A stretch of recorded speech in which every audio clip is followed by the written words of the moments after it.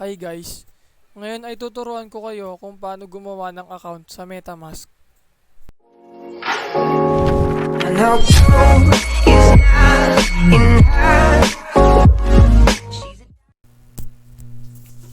Pero una, ano nga ba ang MetaMask? Ang MetaMask ay isang cryptocurrency wallet na pwede mong gamitin ipambili ng iba't ibang crypto katulad ng DPET token. Ngayon ay sisimulan natin kung paano gumawa ng MetaMask wallet. Bukas tayo ng Google.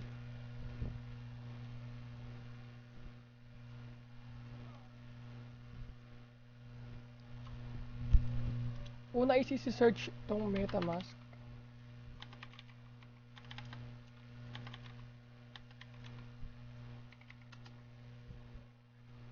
Yan, search natin itong metamask.io. Ilalagay ko lang to sa description para hindi na kayo mahirapang mag-search. And kapag nandito na kayo, click nyo lang tong download now.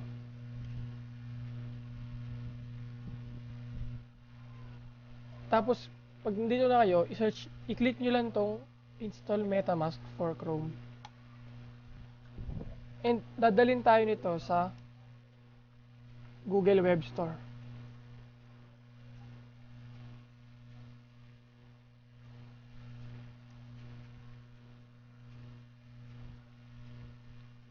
Kapag nandito na kayo, pindutin nyo lang tong add to Chrome.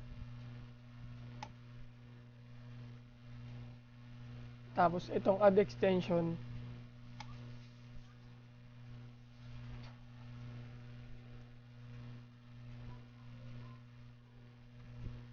Tapos antayin nyo lang matapos tong download na to.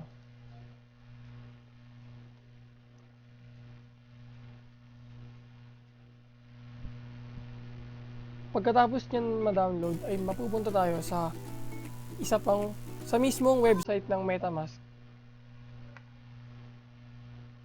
Antayin lang natin.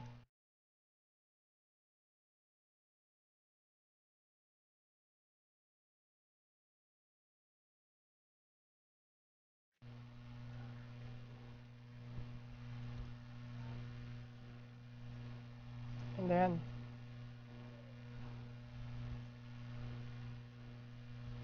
kapag nandito na kayo, click nyo lang tong get started.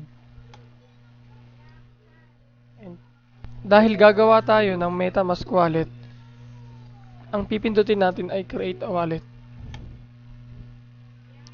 Ito pwede nyo itong basahin, pero I agree na natin agad kasi ito lang din naman yung pipindutin nyo. Dito, gagawa kayo ng password nyo.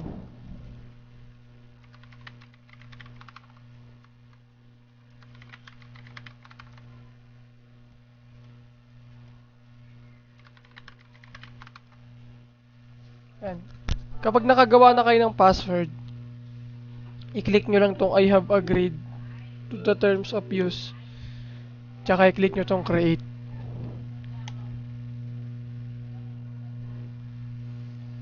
Ito pwede nyo itong panoodin pero hindi natin papanoorin yan kasi ninext na natin agad. Yan, click nyo lang tong next. Tapos, kapag nandito na kayo sa secret backup phrase, i-click nyo lang to. Itong may lock. Itong binigay nilang secret backup phrase, huwag nyo itong kakalimutan o iwawala kasi mahalaga to kung sakaling gusto yung ilipat yung MetaMask nyo sa ibang PC o gusto yung i-connect sa cellphone. Yan, kailangan ito. Pwede nyo naman tong i-copy. Kakopy natin. Sa notepad.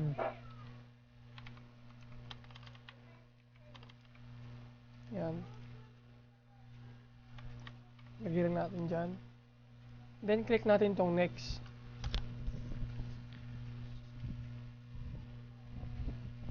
Pag nandito na kayo sa confirm your secret backup phrase, ilalagay nyo lang yung backup phrase na binigay nila sa inyo.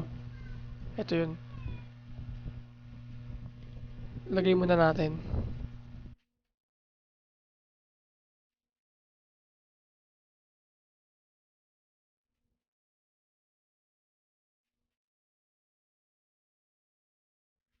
Yan. Kapag okay na, nalagay nyo lahat, i-click nyo lang tong confirm.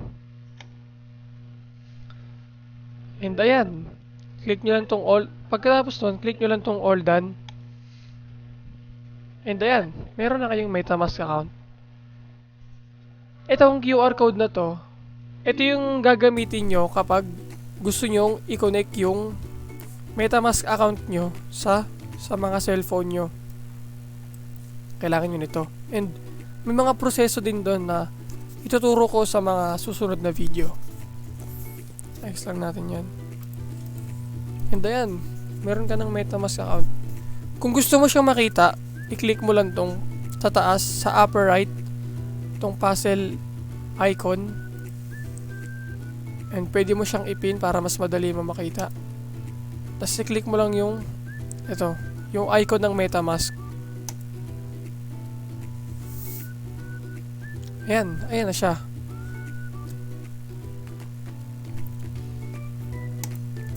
Yun. Sana nagustuhan nyo itong video na to and sana nakatulong sa inyo.